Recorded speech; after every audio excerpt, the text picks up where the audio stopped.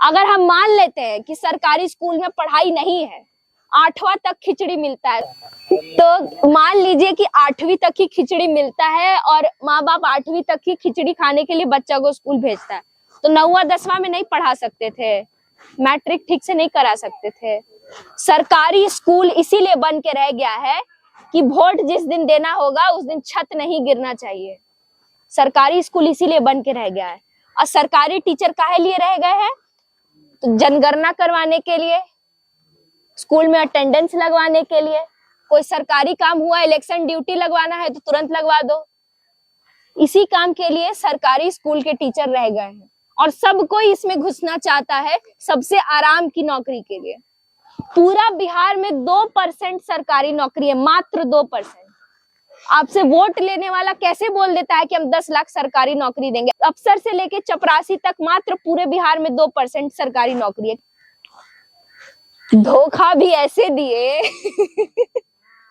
कि हम धोखा खा भी गए और वो जीत भी गए। हम यहाँ आए थे ये नहीं बताने के लिए कि आप कितना गलती किए हैं, हम ये बताने के लिए आए थे कि सरकार अगर उतनी ही लाजमी है कि आपके लिए सही नीतियां लेकर नहीं आती है, तो कहीं ना कहीं आप भी चूक करते हैं। और हम अभी भी मानते हैं आपकी गलती नहीं है। मान लीजिए कि आप कम पढ़े लिखे हैं, कोई बात नहीं, लेकिन समझदारी आप में तो सबसे ज्यादा है।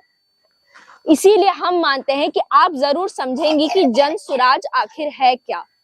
जन सुराज जो पदयात्रा शुरू हुई तो पूरे 18 जिले कि 5200 से ज्यादा पंचायतों में पैदल चलते चलते, यूट्यूब पर वगैरह पे भी आता रहता है वीडियो, आप जरूर सर्च करिएगा, जनसुराज खोजिएगा, तब पता चलेगा कि पूरा घूमते घूमते अभी सुपौल जिला में भी है पदयात्रा। बाढ़ आया हुआ है, विधायक लोग जा नहीं रहा है देखने के लिए, लेकिन पदयात्रा चल रहा है खाली ये देखने के लिए कि बिहारी आगे निकल जाता है, बिहार का है पीछे छूट जाता है। यही बात को मद्देनजर रखते हुए 5 मुख्य धाराएं ऐसी निकाली गई हैं जिन पर हमारा ऐसा मानना है कि अगर जमीनी स्तर से काम होगा तो जरूर बिहार के हर प्रखंड, हर ब्लॉक, हर पंचायत तक एक बड़ा बदलाव किया जा सकता है, जिसमें सबसे पहला है शिक्षा व्यवस्था। शिक्षा के नाम पे हर कोई आपसे आके राजनीति करता है कि हम स्कूल बनवा देंगे, ये कर देंगे, वो कर देंगे, लेकिन जिनको करना होता वो कर देते। जन सुराज सिर्फ इतना कह रहा है कि हर प्रखंड तक हम एक ऐसा स्कूल बनवाएंगे जहां पे बच्चे आएंगे, बच्चे वहीं रहेंगे, उनके लिए हॉस्टल का सुविधा होगा, मेस रहेगा, बच्चे वहीं खाएंगे और वहीं पे बच्चों का स्कूल होगा, बच्चे वहीं पढ़ेंगे, जैसा नवोदय विद्यालय वगैरह में होता है, आप लोग कहीं नाम सुने होंगे।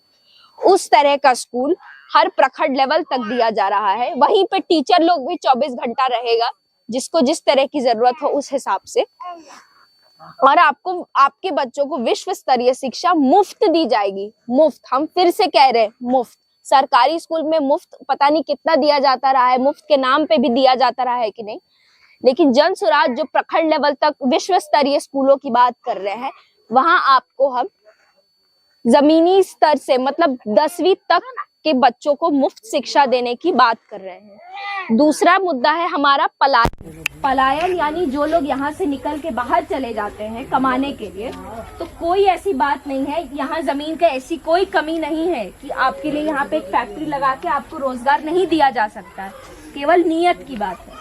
प्रशांत किशोर जी का ऐसा कहना है कि यदि 2025 के आगामी चुनाव में बिहार की जनता हमारा साथ देती है तो इस बार जो छठ में लड़के लौट के आएंगे वो वापस नहीं जाएंगे कमाने के लिए, तो यहाँ से नहीं जाएंगे। कम से कम हर प्रखंड तक 10 से 15 हजार तक की नौकरी की सुविधा उनके लिए की जाएगी।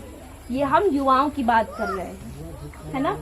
वो बच्चे जो कम से कम यहाँ से बड़ी कम उम्र में निकल के चले जाते हैं कि हम 10वीं ही कर लिए, 12वीं ही कर लिए, वो भी नहीं कर पाए, कम से कम अपने घर में रहें, घर के पास से जाए, नॉर्मल फैक्ट्री में जाएं, चाहे खेती में जाएं, लेकिन उनके लिए 10 से 15 हजार, कम से कम 10 से 15 हजार का नियमित कमाने का जरिया उनके घर के आसपास किया जाएगा। तीसरी बात आती है खाने वाली खेती और कमाने वाली खेती। आप लोग तो खेत के पास ही रहते हैं, आप लोग जानते होंगे यहाँ क्या सबसे ज्यादा होता है, चावल, गेहूं, थोड़ा बहुत दाल, चाहे सरसों, मकई, है ना। लेकिन ये खाने वाला खेती है, इससे आपसे कमाई नहीं हो रही है, खाली ये धान और आपके जमीन में किसी बात की कमी नहीं है। हम बता रहे हैं आपको, अगर आप देखेंगे यहाँ पे तो बिहार में अच्छे हैं, कृषि विश्वविद्यालय है, हॉर्टिकल्चर का मतलब 6-7 बड़ा बड़ा यूनिवर्सिटी है जहाँ पे प्रोफेसर लोग पढ़ाते हैं, रिसर्च कर सकते हैं कि कृषि किस तरह से आगे बढ़े। लेकिन अगर सही रूप से काम हो रहा होता तो बिहार की खेती लहलहाती नहीं, वो केवल खेत में नहीं लहलहाती, वो आपके जेब में भी लहलहाती।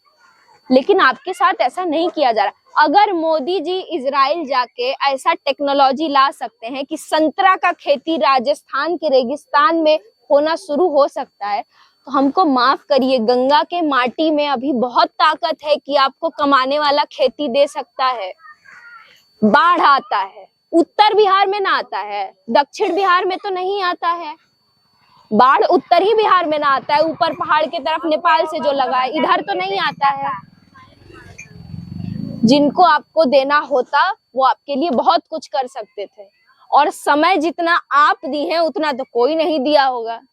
9वीं बार के कुर्सी कुमार, सुशासन बाबू, और अब न जाने 9वीं फेल राजकुमार, सब लोग निकल के आ ही रहे हैं। जितना समय आप दी हैं, जितना सत्ता परिवर्तन आप देखी हैं, उतना कोई नहीं देखा है। लेकिन इसके बाद भी अगर आपका बच्चा का भविष्य नहीं बदल रहा है तो एक बार सोच के देखिए कि क्या कारण है। आखिर आप छठ कर रही है, ज्योतिया कर रही है, दुआ तो कर ही रही है, लेकिन सही दवा तो नहीं मिल रहा है ना उसको।